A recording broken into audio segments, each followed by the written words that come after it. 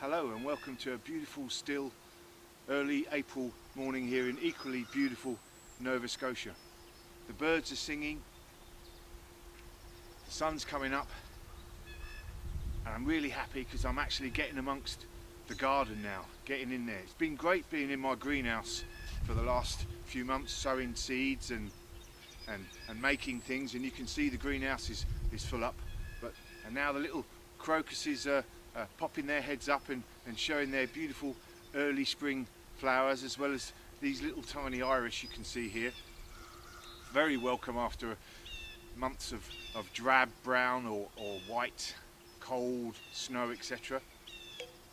So it's time to be getting amongst the garden and giving it a helping hand so that the flowers can do their best for us throughout the summer. So I've got a few different essential jobs that you should be doing in the springtime to get your plants off to that really good head start.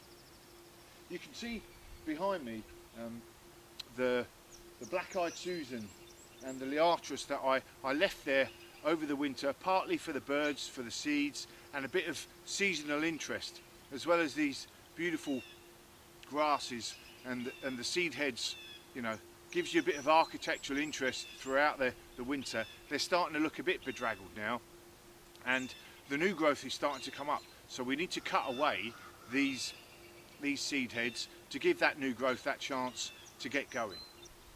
So as you can see, this black-eyed Susan and liatris here, I left them over winter for the seed heads, beautiful with a bit of frost on them in the winter time. But now it's time to cut them away. We want our black-eyed Susan and the liatris to give us a great show of new flowers this year. So literally we're just cutting away all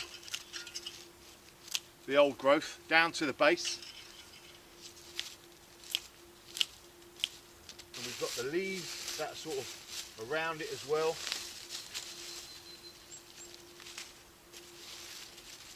Clear everything away, cutting down all the way to the base. So I'll get amongst that.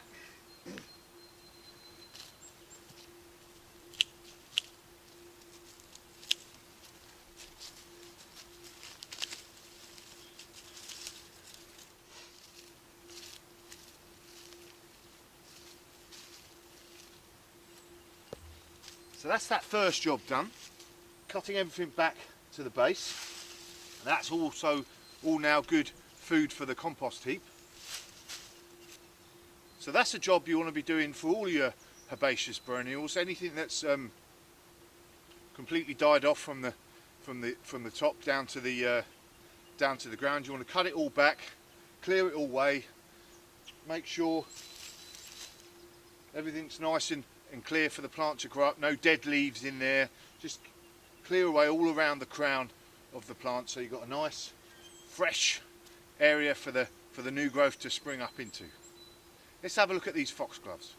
So as you can see here, I've got a beautiful clump of, well, they're not looking so beautiful at the moment, but this is a lovely clump of foxgloves, and a lot of them flowered last year actually. But there'll be new growth coming up and some new spikes coming up this year in amongst this clump. But it's all looking a bit bedraggled at the moment. So what we want to do is cut away all of the dead leaves that are on the peripheral, the old leaves from these plants, to give them a chance to put all their energy into the new growth, to have these beautiful flower spikes, as you can see, that I had like last year. Absolutely stunning they are, one of my favourite plants. Always remind me of home, walking along the hedgerows along the woods in England. But yeah, so beautiful. So what I'm going to do is I'll clear all the way and we'll see what it looks like. As well as you can see at my feet below me here, there's some foxgloves, a big group of foxgloves here, and all the leaves, you know, the outside leaves, the old leaves from last year, are looking a bit bedraggled. So it's a good idea to cut these back.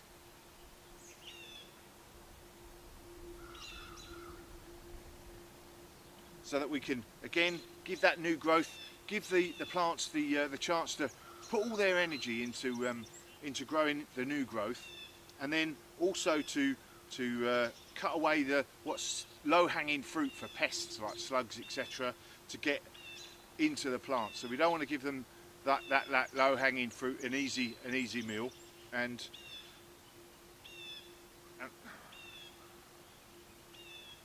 so it's good to cut away that growth there. And we'll have a look now, and we'll start clearing this area.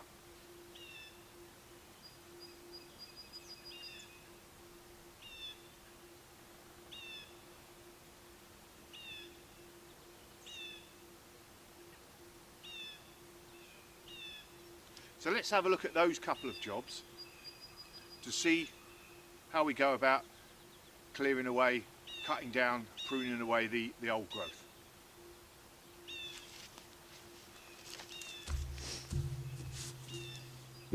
So as you can see, I've trimmed them up nicely now, well, sort of nicely. They're still looking bedraggled, but there's nice jewels of green there now in amongst the mulch, and you can see they've got the green growth coming up, and I've given the pests not so much food to eat. I've also cleared away all the dead leaves, other dead leaves that are hanging around this area, and that's another thing you need to be doing now. Stand back from your bed and clear and have a look around, and then clear all the dead leaves, etc., from right the way across the bed, because then that will help you see little things like plants in the wrong place, like this little foxglove here, or some foxglove underneath there, because foxgloves and lots of other of your perennials will self-seed. Do I want that there? I may not want that foxglove there, so I'll probably give that another week or so, then I'm going to move that to somewhere else. So this bed behind me, as you can see, has been cleared, and I've cut everything down. I actually filmed this yesterday, got in to do the editing, and then realised something had happened with the mic, or I hadn't turned it on, so I was just literally, so that's no good.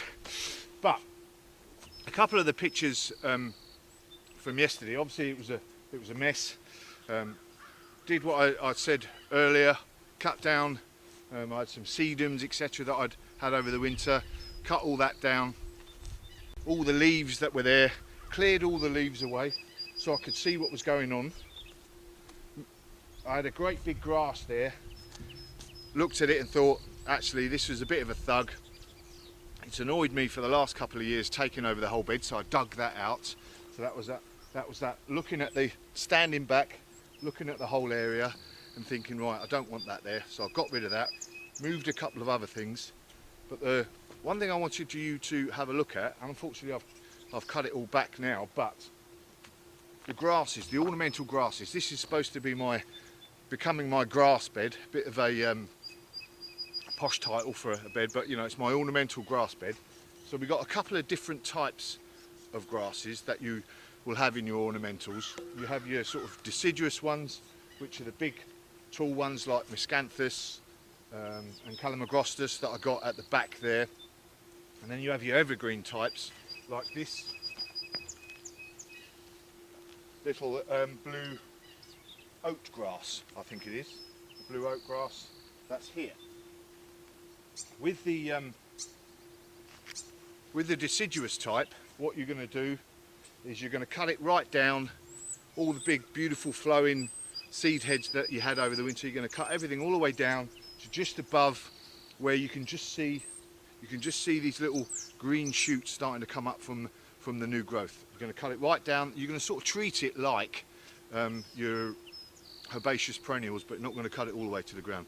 Just above the new growth, and that will look nice and neat. Looks a bit stubby, looks a bit like a cornfield at the moment, but that will soon be overtaken by the new growth.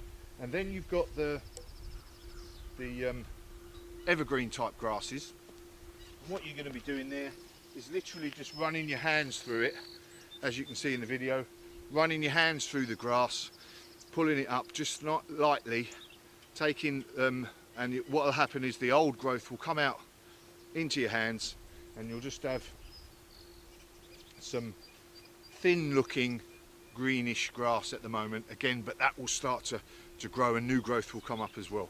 So you don't cut the evergreens at all, you just run your hands through them and pulling out the old growth. So that's it so far. What have we done? We've cut down these essential jobs. We've cut down all the old growth from things you've left over the winter. We've cut back all the straggly leaves that have taken a battering over the winter. We've cleared all the old leaves and leaves from the trees that have obscured your view and given hiding places to pests. And I realise they're giving hiding places to good insects as well, but it's warming up now and they should be coming out and about anyway, so hopefully. But you can leave the clearing of the leaves, etc., that little bit longer if you want to. So we've cleared everything away. I've had a good view of the bed and I can see things that were in the right place, in the wrong place, something I wanted to move maybe, and I've done that already. So what else are we going to do? So we need to think about feeding our plants now. So your plants have had that long winter sleep, waking up now, hopefully stretching their little leaves ready to get going for a beautiful summer's flowering and sprouting. We want to give them that good breakfast, that good early start off to get them going throughout the year. So we want to give them a bit of a feed. Then there's different ways of feeding your plants. To start with, we want to lay a mulch down. Now mulching is one of your most important, one of the most important jobs that you can do for your flower beds and your veg beds in the springtime or in the autumn. But laying a mulch down is massively important. So I'll go into more detail about mulching in a video. I think I've put the link up there. But what you do is you're laying a couple of inches of normally organic material, whether it be leaf mould or compost is what I normally use on my ornamental beds, or seaweed, which is what I often use on my veg beds. It's not as aesthetically pleasing as your other types of mulch. You've also got bark chips, all that sort of stuff. I would always prefer to use an organic mulch, because then, as well as suppressing weeds, which is one of the things it's doing, obviously you're putting a couple of inches of stuff on around your plants so the weeds can't germinate as easily. So that's what it does. It'll also break down over the season and provide you that sort of fertilizer, a sort of slow release fertilizer as the organic material breaks down and it is incorporated into the soil. It'll also keep your plants' roots nice and cool and conserve water, because there's obviously that couple of inches of a layer of material that the sun's beating down on, and it's protecting the roots of your plants, and the water that has got down into the roots isn't evaporating as quickly as it would if you didn't have that mulch down there. So mulch, a fantastic thing. And as you can see here, I ran out of leaf mould last year, so I had to use seaweed, but it doesn't look as good, but it does the job, I tell you that. Then you've got your sort of regular liquid feeding, or whatever feeding that you do to your plants. You can buy your proprietary fertilizers from the shops, but being the tight as well as optimistic gardener, I like to make my own liquid fertilizer as much as is possible. Fortunately, I live by the sea, so I can use seaweed. So what I do is I collect a load of seaweed, stick it in a bucket, already starting to smell, and steep it for a good 2 or 3 weeks. And then that liquid is an absolute superb rocket fuel, providing lots of the important nutrients for your plants. So that's a good liquid fertilizer that I'll give to the plants at the start of the year, and then regularly every couple of weeks I give it give the different plants a bit of a fertilizer, a liquid feed rather. Now if you haven't got access to seaweed, you can use things like the stinging nettles, or nettles, They're a really good source. Comfrey, or even just a big bundle of weeds. Cut a load of weeds back, whether it be your dandelions, anything like that. Stick them all in a bucket like this, leave it for a couple of weeks, and then all the nutrients from those plants will break down into your into the water, and you've got a great liquid feed. I also like to use wood ash. So wood ash is a great source of potassium and lime and all the different trace elements that your plants need. So I use this, I just sort of give my plants a bit of a spray, a bit of a shake around all my different plants. Like all your different fertilisers, you don't want to overdo it. Just use it sparingly, and not on a windy day obviously. But wood ash again, another free resource, brilliant stuff. So there's a few different, different ways to feed your plants in the springtime to get them off to that real good start.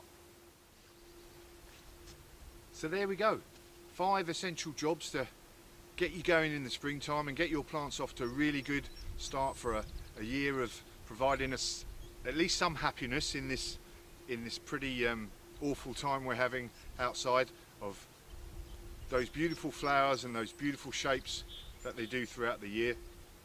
And those jobs were pruning back all the dead previous year's growth on your herbaceous perennials, giving them some space to come up and grow, cutting away all those dead and bedraggled looking leaves on your perennials, again things like your foxgloves, so that again they're putting all their energy into growing this new year, and you're not giving hiding places for those pests and low-hanging fruit for them to eat.